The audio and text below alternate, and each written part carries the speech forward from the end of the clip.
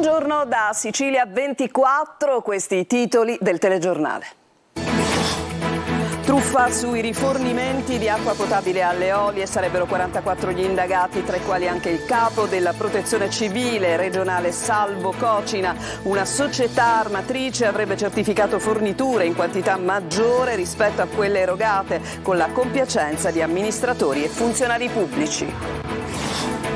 Scattato il piano del Comune di Catania in vista del 2 novembre, al cimitero interventi straordinari di manutenzione, mentre c'è chi profana le tombe. Scheletri, zucche, dolcetti o scherzetti. In Italia spopola la festa di Halloween, importata dai paesi anglosassoni, ma non piace a tutti. Sicilia nuvolosa, ma resta il caldo, il maltempo potrebbe irrompere nei prossimi giorni, ma nel ponte di Ognissanti sarà ancora estate. Il social TikTok che rappresenta due volti diversi, dalla richiesta di aiuto di una ragazza di Modica per salvare la madre minacciata dall'ex, al video della figlia di un boss catanese. E ancora allarme sicurezza a Palermo, l'ultimo episodio a Mondello, picchiato selvaggiamente dal branco, un trentenne che aveva rimproverato i ragazzi che disturbavano dei passanti. Calcio, domani si gioca a Brindisi, Catania, allenatore e squadra contestati, ma Tabbiani avrebbe ancora la fiducia della società.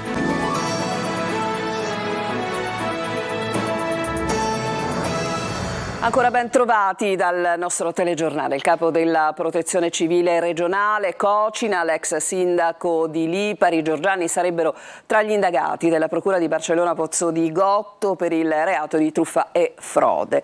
La vicenda è quella dei rifornimenti di acqua potabile alle Isole Olie. La società armatrice avrebbe infatti certificato forniture in quantità maggiore rispetto a quelle effettivamente erogate. Ma sentiamo Francesco Triolo. Per 6 anni la società armatrice che riforniva di acqua potabile 6 delle 7 isole Olie avrebbe fatto figurare sulla carta quantitativi maggiori di rifornimenti rispetto a quelli realmente forniti. Così la Procura di Barcellona Pozzo di Gotto ha aperto un'inchiesta ipotizzando i reati di frode in contratti e truffa aggravata ai danni dello Stato per gli anni dal 2016 al 2021. Nel fascicolo risulterebbero indagate 44 persone, tra cui il capo della Protezione Civile regionale Salvo Cocina, l'ex sindaco e l'ex vice sindaco di Lipari Marco Giorgiani e Gaetano Orto e la società Marnavi SPA di Napoli come persona giuridica, oltre ad un gruppo di napoletani collegati con la società armatrice ed un altro palermitano. Della fornitura di acqua con le navi cisterna si era già occupata anche la Corte dei Conti, che nel luglio del 2022 aveva assolto Giorgiani, Orto e alcuni dipendenti del comune dall'ipotesi di reato di danno erariale. Della vicenda se n'era già occupata la Corte dei Conti di Palermo, dove unitamente all'ex sindaco Marco Giorgiani e al dirigente Mirko Ficarra sono stato assolto sia in primo grado che in secondo grado. Ho piena fiducia nell'operato della magistratura, con la quale ho sempre collaborato con lealtà, e anche in questa circostanza avrò modo di dimostrare la mia estraneità ai fatti in contestazione. Secondo quanto riportato oggi dalla Gazzetta del Sud, il Ministero della Difesa pagava quantitativi d'acqua più elevati rispetto a quelli effettivamente consegnati alle isole, con un costo superiore quantificato in poco più di 555.000 euro per forniture che in realtà non sarebbero mai avvenute o sarebbero state eseguite in quantità minore. E questo, sempre secondo la tesi della Procura diretta da Giuseppe Verzera, con la complicità di amministratori locali, dirigenti e funzionari comunali e regionali e con la compiacenza di ditte locali. L'inchiesta avrebbe consentito di accertare che la società armatrice Marnavi SPA con artifici e raggiri avrebbe fatto apparire nella certificazione consegne ideologicamente false riportanti orari di inizio e fine di operazioni di scarico diversi al vero, quantitativi d'acqua scaricati non compatibili e forniture in realtà non avvenute. L'attestazione fasulla avrebbe indotto in errore sia il comune di Lipari che il Dipartimento regionale dell'acqua e dei rifiuti. Andiamo a Catania, dove è scattato il piano straordinario del comune in vista della commemorazione dei defunti. Il cimitero di Via Quicella è sottoposta a interventi straordinari di manutenzione per renderlo più accogliente, ma se da un lato appunto si punta al decoro, dall'altro c'è la vile azione di balordi che profanano le tombe. Tonino De Mana. Navette potenziate, un accurato piano di viabilità, acqua nelle principali fontane, pulizia straordinaria dei vialetti e rimozione delle erbacce, con particolare attenzione all'ingresso dei 3 cancelli dove sventolano anche 2 bandiere nuove. Il cimitero di Catania è ora più accogliente dopo un vero e proprio tour de force dell'amministrazione comunale, strigliata anche da un nostro servizio denuncia che aveva indotto il sindaco trentino a chiedere scusa ai catanesi. Anni di abbandono e di approssimativi interventi di manutenzione non potevano certo essere risolti in poco tempo, come conferma l'assessore ai servizi cimiteriali Giovanni Petralia, che ha ereditato un camposanto in condizioni disastrose. Lavori intensi di cura del verde, di manutenzione delle strade, di pulizia anche delle caditoie sia all'interno che all'esterno del cimitero e interventi continui che riguardano il sistema idrico, che purtroppo presentava numerose lacune e problematiche. E mentre gli addetti alle manutenzioni lavoravano per riportare un po' di decoro, qualcuno profanava l'ennesima tomba. Noi siamo vicini alle famiglie, stiamo cercando di garantire in questi giorni un maggiore controllo grazie al supporto della Polizia Municipale, ma nei periodi successivi sarà necessaria una vigilanza più attenta, dei sistemi di videosorveglianza efficaci e specialmente quello che è il controllo adeguato di accessi e uscite. Da oggi e fino al 2 novembre niente ingresso al cimitero con auto private, mentre domani e giovedì sono sospese le tumulazioni. Da quest'anno un'app consentirà di individuare i 25 bagni chimici aggiuntivi e diverse auto elettriche sono a disposizione dei soggetti non deambulanti. Rafforzati i servizi AMTS con 7 vetture che fanno la spola dal parcheggio del Divino Amore all'area cimiteriale, potenziate anche le corse per raggiungere via Acquicella con partenze da Piazzale Sanzio, Canizzaro e stazione ferroviaria. Ma oggi è anche il giorno, forse diremmo meglio la notte di Halloween, tante le feste, la maggior parte in casa, una festa appunto tipica dei paesi anglosassoni, diventata molto popolare anche in Italia, attesa da grandi e piccini, ma non condivisa da tutti. Francesco Aloi. Che ci fate qui fuori? È Halloween, abbiamo fatto dolcetto scherzetto, abbiamo Non un sacco dovreste di stare in dolci. giro, non è sicuro. Vuoi uccidermi? No. Non oggi, Satana. Halloween è arrivato, una festa popolare soprattutto nei paesi anglosassoni che si diffonde sempre più anche in Italia. Secondo Confesercenti riguarda 6 famiglie su 10. Non è una festività nostrana, però comunque è molto diffusa tra i giovani, quindi si festeggia. Ci organizzeremo all'ultimo. Cosa pensate di fare? Non lo so, probabilmente stiamo insieme, però non sappiamo esattamente dove andiamo. Maratona di film Halloween. Film di che genere? Horror? No, non proprio in realtà, tipo A Nightmare Before Christmas oppure La sposa cadavere. Non tutti però condividono questa ricorrenza, da molti definita commerciale. Per me non è una festa, fanno le bruttissime cose, non mi piace, con tutte le belle cose che ci sono. Nonostante favorevoli e contrari, sono tantissimi i bambini che aspettano questo giorno per ricevere dolcetti oppure fare qualche scherzetto. Cosa farete? Vi travestirete? Sì. Da chi? Del diavolo. E tu?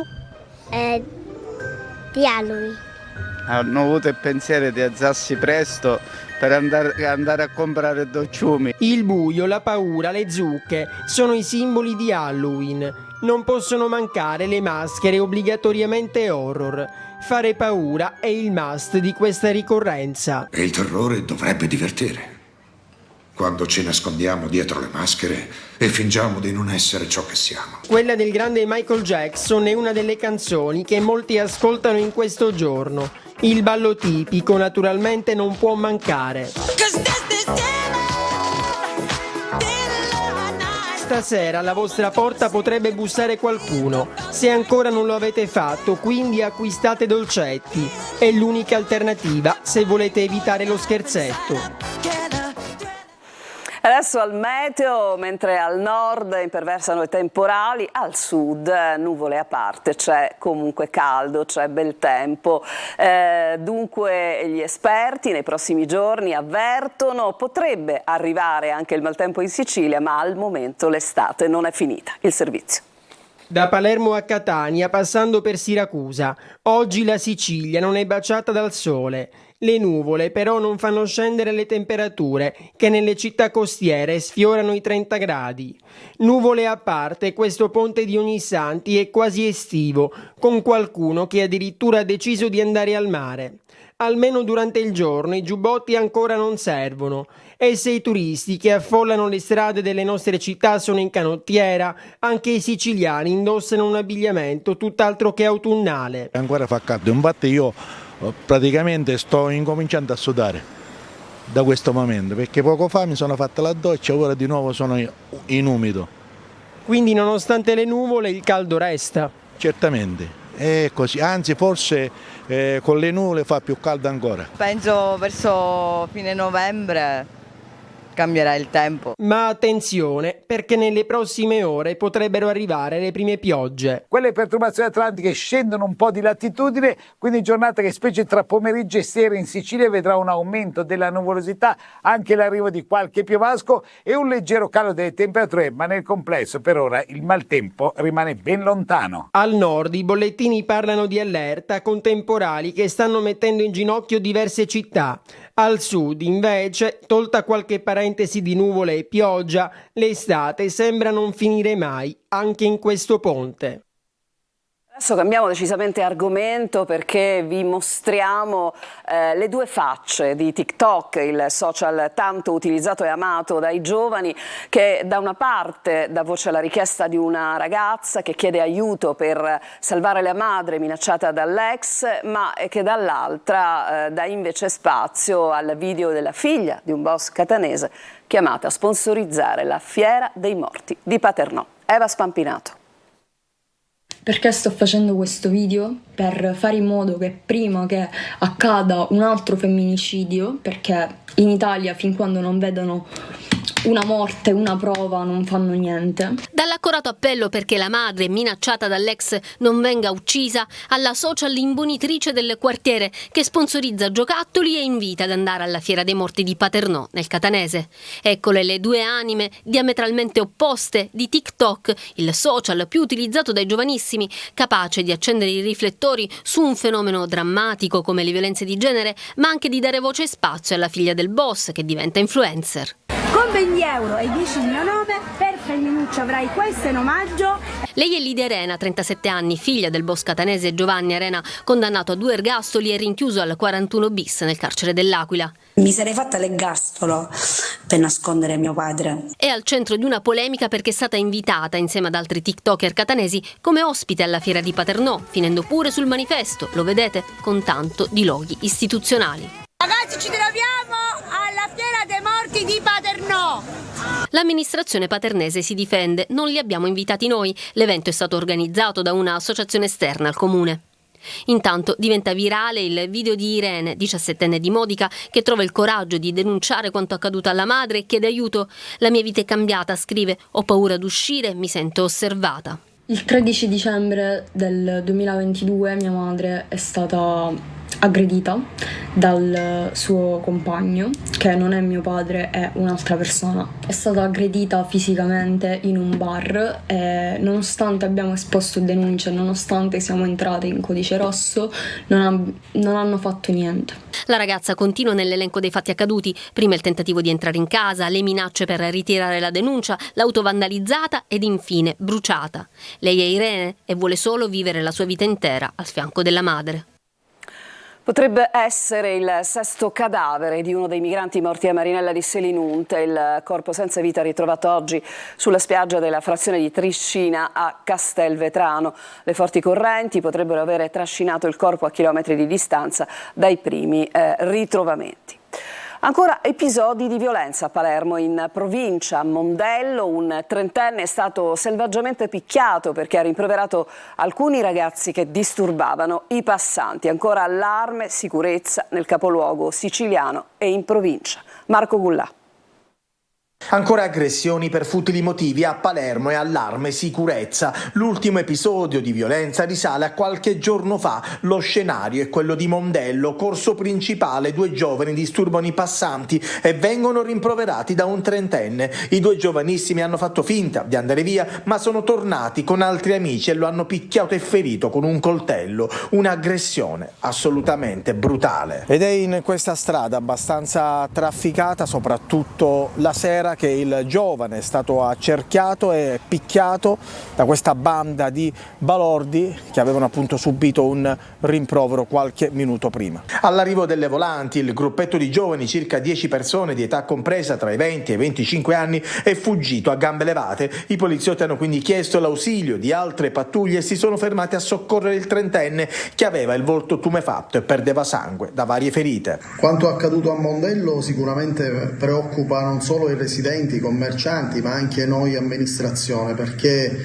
abbiamo visto qualche mese fa episodi e risse a Sferacavallo, oggi addirittura si è arrivati al punto di vedere accoltellato una persona che alla fine non ha fatto altro che dimostrare di essere persona civile e per bene. Sicuramente bisogna sapere dove andare e a che ora andare, come visitare la zona. Sicuramente i luoghi in cui c'è caos bisogna stare sempre attenti, i luoghi di massa, bisogna stare attenti soprattutto per chi è che non è della città, anche a come vestirsi, a come esporsi al pubblico, perché può essere più preda di aggressori. Aggressori anche a Bagheria nel palermitano. Pare che alla base della rissa ci sia una precedenza non rispettata, un colpo di clacson. L'uomo si trovava in auto, come vediamo, con la moglie ed è stato aggredito violentemente con pugni al volto, colpevole di avere suonato il clacson, sollecitando il rispetto di una precedenza.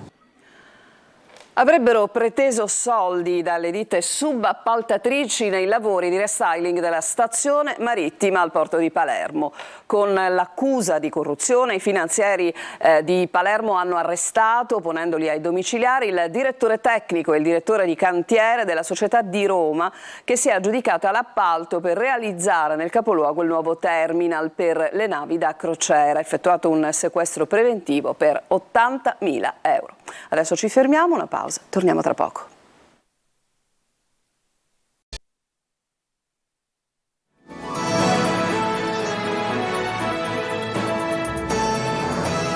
Tornati in studio, per colpa di qualche imprenditore oleario disonesto, il fiume Naro ad Agrigento è diventato scuro, come vedete, per la presenza di acque reflue derivanti dalla lavorazione dell'olio di oliva. La denuncia parte dall'associazione Mare Amico, che ha scattato foto, diffuse immagini dello scempio avvenuto nonostante gli intensi controlli dei carabinieri che negli scorsi anni hanno colpito duramente alcuni imprenditori. Il fiume Naro attraversa le campagne di Canicattì, appunto Naro, Camastra e Favara, zone ricche di frantoi, rendendo difficoltosi i controlli. Voltiamo decisamente pagina, pronti a vivere la nuova stagione del Teatro Brancati di Catania con la direzione artistica di Tuccio Musumeci, perché parte domani il Liolà, appunto, di Pirandello nell'adattamento di Moni Ovadia con protagonista Mario Incudine. Eva Spampinato. Mai si incarnano le note di sto viso. Le scanzonate vicende del Liolà di Pirandello diventano una vera e propria opera musicale nell'adattamento di Moni Ovadia, Mario Incudine e Paride Benassai, e domani inaugureranno la stagione del Teatro Brancati di Catania con la direzione artistica di Tuccio Musumeci. Liolà rappresenta la vita, il canto, la poesia, il futile ancorché necessario piacere, e l'amore e la morte, il sole e la luna, il canto e il silenzio, come racconta il suo protagonista. Liolà è un tripudio di bellezza, di vita, di passione, di energia, di canto, di poesia. Ecco chi è il mio Liolà. Il mio Liolà è un personaggio a metà tra il Don Giovanni di Mozart e il Dioniso della mitologia. E in questa nostra versione, firmata insieme a Moni Ovadia e a Paride Benassai, abbiamo voluto mettere al centro alcuni degli elementi fondamentali della poetica pirandelliana. La storia di Liolà parte da un capitolo del Fu Mattia Pascal. Sul palco, oltre ad Incudine e Benassai, anche Rory Quattrocchi, Olivia Spigarelli, Angelo Tosto e un vasto cast di attori e musici. Fanno chiamare figli solo chi che ha saputo portare alla fontana di lo sciume chiaro. I bambini in scena non ci sono rappresentati da fantocci, perché in realtà dei figli in questa vicenda non importa niente a nessuno. I figli sono solo il pretesto per mettersi l'uno contro l'altro, ed è per questo che Liolà oggi diventa ancora di più una favola attuale, perché l'egoismo, il proprio tornaconto, il pensare solo a se stessi, alle proprie ragioni, l'arrivismo è al centro della nostra società. Adesso ci occupiamo della nostra programmazione, le malattie del fegato, come curarle, come prevenirle. Sta per partire in Sicilia uno screening gratuito proprio per scoprire l'epatite C. Se ne parlerà oggi a Sicilia 24 Focus su Telecolor alle 14:30. Ospiti di Adelaide Barbagallo, il gastroenterologo Federico Salomone dell'ospedale di Acireale e il dottore Maurizio Catania, responsabile del laboratorio di analisi del presidio territoriale San Giorgio di Catania. Potrete inviare i vostri messaggi di testo alla linea WhatsApp 342 74 55 005. Appuntamento tra poco su Telecolor, ma anche in streaming sulla siciliaweb.it. Un'altra pausa e poi ci occupiamo del Catania.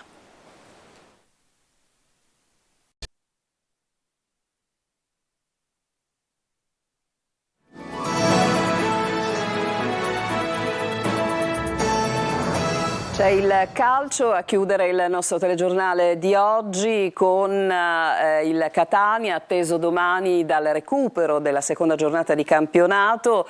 Il Catania giocherà a Brindisi, ricordiamo che all'epoca non si giocò per l'indisponibilità dello stadio Iacovone di Taranto. Sulla panchina rossazzurra ci sarà comunque ancora Luca Tabbiani, cui la società ha dato fiducia a termine. Sentiamo.